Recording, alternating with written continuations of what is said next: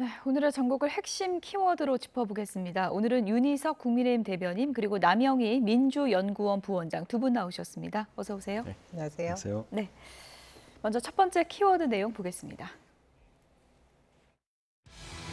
약자를 대하는 이재명 후보의 태도에 대해서 철거민한테는 제가 폭행을 당했고요. 이런 거야말로 네거티브잖아요. 이재명 당대표와 좀 빠른 시일에 좀 만나셔갖고 단결해야 된다.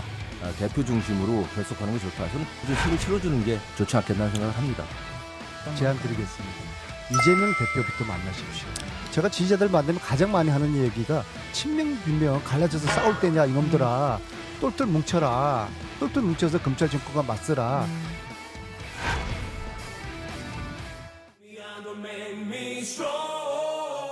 이재명 대표가 이낙연 전 대표에게 전화를 해서 만나자 뭐 이렇게 얘기했다는 보도가 있던데요. 그건 사실인 것 같고요. 예. 두 분이 못 만나실 이유는 없죠. 뭐- 사실 저는 우선은 두 분 사이의 신뢰가 복원이 돼야 된다는 생각을 하고 있습니다. 이낙연 대표에 대한 악마와 요즘에도 신천지 연루설들이 지금 급속히 또 퍼지고 있더라고요. 이런 식으로는 정말 신뢰를 회복하기가 쉽지 않다라는 말씀을 드리고 싶어요.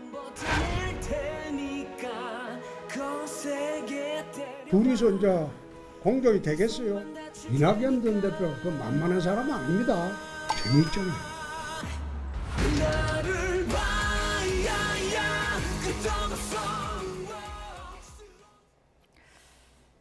네, 첫 번째 키워드는 두 분 언제쯤 만날까 이렇게 꼽아봤는데요. 언제쯤 만납니까? 곧 만나시게 곧 될 만납니다. 거라는 생각이 듭니다. 예, 곧이라는 단어가 상당히 좀 모호한 말이라서. 저도 모호한데요. 예.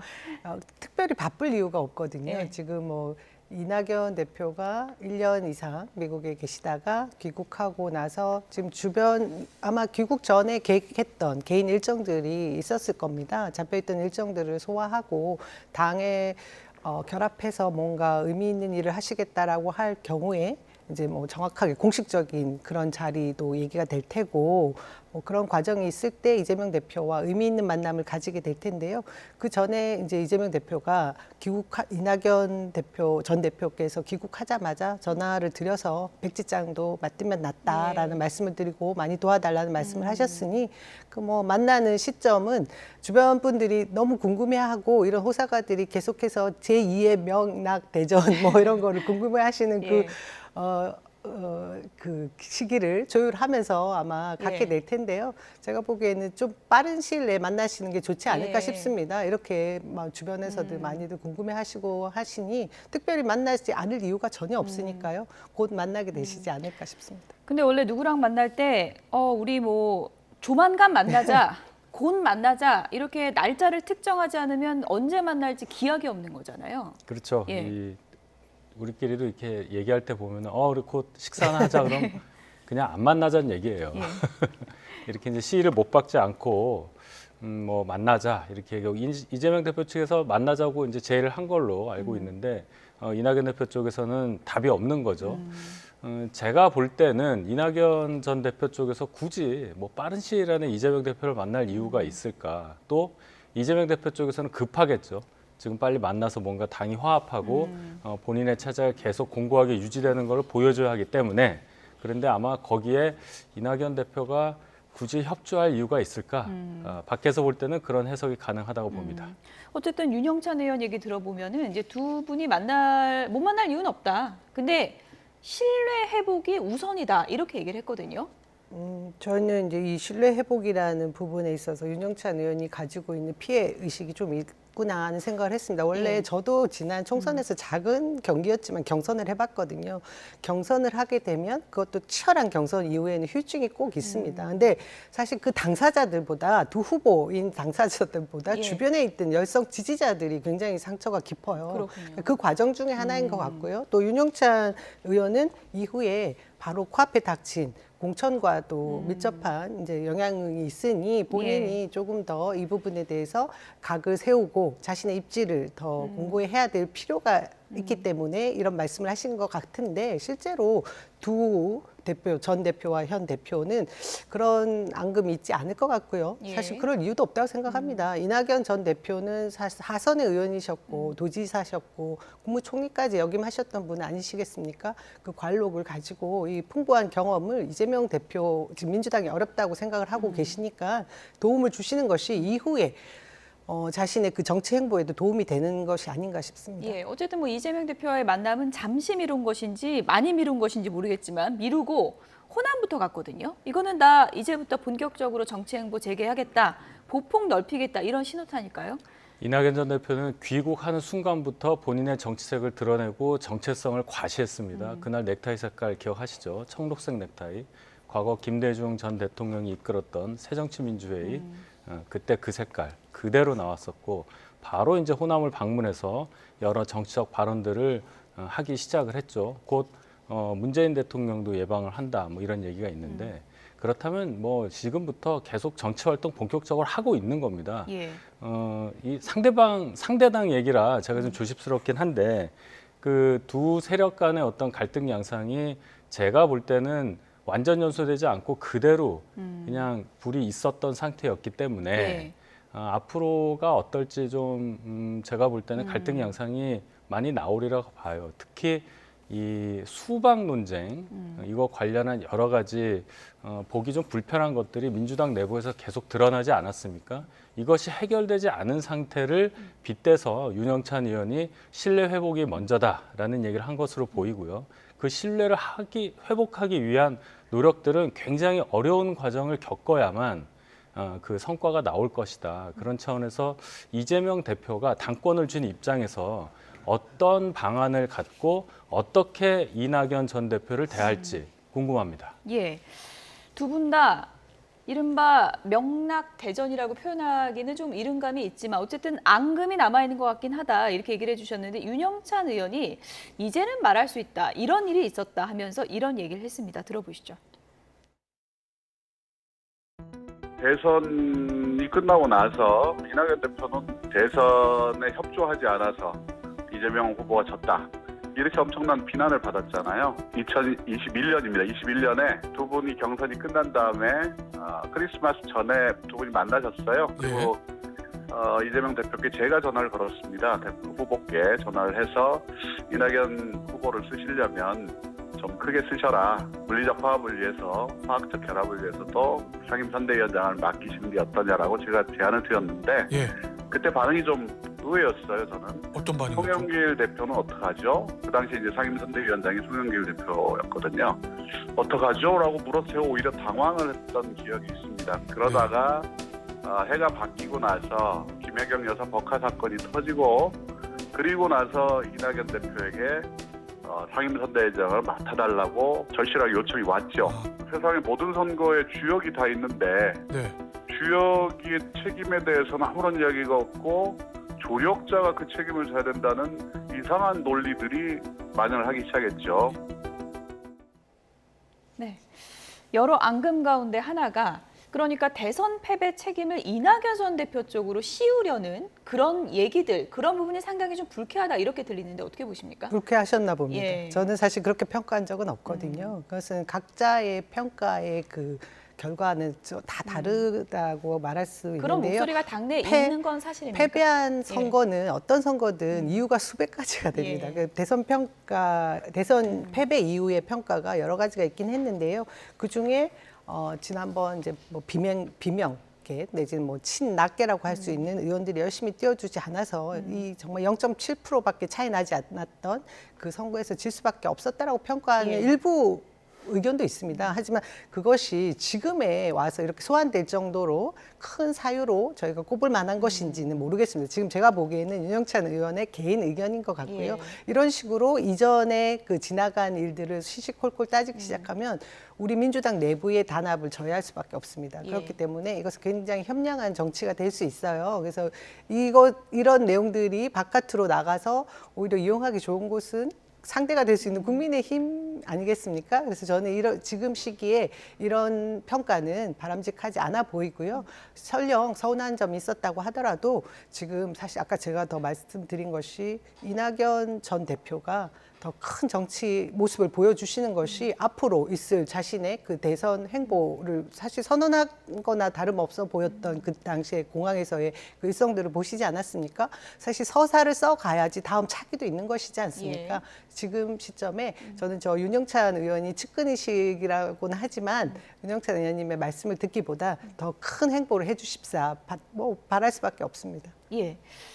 더 크게 써라, 통 크게 써라 했는데 그 당시엔 거절당했다. 윤영찬 의원이 지금 이 시점에서 이 얘기를 언론에서 한 또 내막이 있을 것 같은데요. 작심 예. 발언이죠. 그만큼 이재명 대표의 그 정치 방식이 상궤를 좀 어긋난 부분이 있고 좀 거칠었다 저는 생각합니다. 뭐 다른 부분은 내부 얘기니까 그렇다 치는데 놀란 것이 그거잖아요. 송영길 대표가 있는 걸 어떻게 하느냐. 이 얘기가 뭐냐. 저는 이 부분을 봅니다. 이재명 대표가 기존에 여야 막론하고 국회의원을 쭉 거치면서 중앙 정치를 하다가 당권을 잡은 분이 아니고 대선 후보가 된 분이 아니고 이 기초단체장 출신부터 성장을 해서 당권까지 갖게 된 그런 분이잖아요. 그런 차원에서 보면은 중앙 정치의 어떤 룰이라든지 그 문화에 대해서 과문한 것 아니었느냐. 그렇기 때문에 이 상대를 하게 될 이낙연 대표 측에서는 굉장히 당황스러운 경우가 많았겠다. 근데 그런 것이 어떤 면에서 보면 의도했든 안 했든 예. 굉장히 그 정치적으로 내상을 입을 수밖에 없는 그런 게 지금까지도 남아 있다. 그래서 작심 발언하신 것으로 저는 이해를 했습니다. 지금까지 작심 발언 나오고 있는 그런 상황인데 조금 전에 이제 앙금 풀고 통 큰 정치 해야 된다고 이제 얘기를 해주셨는데 그럴 가능성이 좀 있다고 보십니까? 어떻게 보세요? 그런 얘기는 이재명 대표 쪽에서 통 큰 정치 하겠다고 먼저 손을 내밀어야 맞는 말 아니겠어요? 지금 이낙연 대표 쪽에 협조를 구하는 급한 쪽은 이재명 대표인데 이재명 대표 측 변호하러 나오셔가지고 이낙연 대표 보고 큰 정치하라 그러면 저는 이낙연 대표 쪽은 아니지만 제가 다 당황스럽네요. 예. 아까 말씀하신 것처럼 정치에 대한 그 경륜이란 것을 무시하지 못하기 때문에 제가 그런 말씀을 드린 것이고요. 그리고 지금 뭐 급하다라고 하는 표현이 적합한지를 잘 모르겠습니다. 민주당을 어렵다, 위기다라고 얘기하는 것은 외부에서 보는 시각인 것 같고요. 사실 내부에서 빅마우스라고 하는 이른바 비명계 몇몇 의원들이 언론에다가 언론을 향해서 큰 비판의 목소리를 내고 있는 것 같이 보이지만 실제로는 당내의 당원들이나 지지자들은 이재명 당대표를 흔들 생각이 전혀 없습니다. 그리고 실제로 이계호 의원께서 얼마 전에 인터뷰를 하셨어요. 그분이 다른 분도 아니고 이낙연 전 대표의 지역구를 물려받은 그야말로 친낙계 의원 아니십니까? 그분이 앞으로 총선은 이재명 대표로 치를 수밖에 없다라고 선을 확실하게 그었습니다. 그렇기 때문에 무엇이 바쁜 것이고 무엇이 저희가 다급한 것인지 선후 순위는 확실히 정해져 있는 것 같고요. 지금은 이재명 당대표로 힘을 모으는 것이 가장 민주당에서는 중요한 일이다. 저는 그렇게 판단하고 있기 때문에 그렇게 말씀드렸습니다. 뭐 친명 비명 단합은 강조하지만 방법론은 좀 차이가 있는 것 같고요. 이낙연 전 대표가 호남 일정을 수행하면서 이런 얘기를 했습니다. 들어보시죠. 정부는 무능한 데다 폭주를 하고 있고 국회는 국민의 신뢰를 얻지 못하고 있습니다. 이런 때 제가 몸담은 민주당이 중요한 역할을 해줘야 할 텐데 국민의 기대에 많이 미흡합니다. 혁신의 핵심은 도덕성 회복과 당내 민주주의 활성화입니다. 혁신은 민주당의 눈높이가 아니라 국민의 눈높이에 맞는 혁신이 되어야 합니다. 들으신 것처럼 민주당을 향해서 쓴소리를 내뱉었습니다. 혁신이라는 단어, 굉장히 좋은 단어긴 하지만 해석이 여러 가지가 나오고 있는데 이재명 대표 체제 애둘러 비판한 거 아니냐 이런 해석이 많거든요. 그렇죠. 야당 안에 야당 입장으로 쭉 말씀을 하신 거죠. 남영희 위원장님 말씀을 들으면 민주당이 지금 굉장히 좋은 상태로 들립니다. 다행입니다. 그렇게 생각하시는 거는. 제가 볼 땐 그렇게 안 보이기 때문에 이런 말씀 계속 드리는데 실체가 있는 정치인이에요. 이낙연 전 대표는. 그냥 미국에 1년 갔다 오신 분이 아니고 당내 이낙연 대표의 지역구를 받은 분이 뭐라고 했다. 이거 하나 가지고 평가가 좌지우지될 만한 그런 분이 아니란 말이죠. 그렇다면 이 실체를 인정을 하고 이재명 대표 입장에서는 조금 더 뭔가 전략적으로 접근하는 것이 맞지 않느냐. 지금 이낙연 대표 한 얘기가 굉장히 말씀은 정중하고 점잖지 않습니까? 뼈가 있어요. 이렇게 가면 안 된다는 얘기 아니겠어요? 물론 정부 여당을 향한 비판도 있지만은 저 말의 중심은 야당에 대한, 민주당에 대한 본인이 몸담았던 당이라는 표현까지 썼잖아요. 그렇다면 그 의미를 더 무겁게 받아들이고 당권을 잡은 이재명 대표 쪽에서 조금 더 크게 행보를 하시기를 바랍니다. 홍준표 시장이 이낙연 전 대표가 만만한 사람이 아니다. 뭐 일각에서는 당 안에 2개의 태양이 가능하겠느냐 이런 시각도 있는데요. 뭐 계속 만나라고 한다는 건 물밑에 좀 그 두 계파 간에 치열한 신경전이 있다는 얘기이기도 하지 않습니까? 저는 그렇게 보진 않습니다. 예. 일단 수순이 정해져 있는 것이고 일정은 조율하면 되는 것인데 일단 제가 보기에 이낙연 전 대표가 귀국 후에 본인이 정해놓은 일정대로 예. 지금 하고 있는 것 같고요. 주변에서 크게 키워서 보고 싶은 대로 보는 편향적인 시선이 있죠. 그래서 예. 이제 민주당이 분화되기를 바라는 시선인 것 같고 목소리인 것 같습니다. 예. 이낙연 전 대표께서 사실 이 앞부분 지금 말씀하신 민주당에 대한 건전한 비판 굉장히 중요합니다. 뼈 아프게 받아들여야 예. 될 부분이죠. 근데 그 전에 정부의 무능, 폭주에 대한 비판도 하셨거든요. 그런데 저는 지금 무엇보다 중요한 것은 저희가 당면한 총선 승리 아니겠습니까? 이 점에서 민주당이 혁신을 하고 쇄신을 해야 되는 부분은 국민들에게 보여지는 민주당을 위해서 필요한 부분인데 그것보다 더 중요한 것은 이낙연 대표의 역할에 있어서 대여 투쟁에 동참해 주시는 거라고 저는 생각하거든요. 예. 그 부분을 정말 적극적으로 해 주셨을 때 이후에 민주당이라는 당 안에서 이제 이낙연 전 대표의 그 역할이 더 커지지 않을까 하는 생각이 듭니다. 예, 호남 일정 마치고 곧 만날 것이다. 이렇게 저는 그렇게 하시는군요. 생각합니다. 예. 만남이 좀 계속 지연되면 어떻게 해야 되는 건가요? 누가 먼저 보자고 해야 되는 건가요? 뭐 날짜를 제가 특정하기는 어려운데요. 이재명 대표가 몇 번이고 또 만나 뵙자고 하게 되지 않을까 싶습니다. 예. 지금 뭐 여야 대표 간에도 날 잡기가 참 힘든데 정치인분들의 그 만남은 참 여러 가지 요소가 고려가 된다는 생각이 드네요.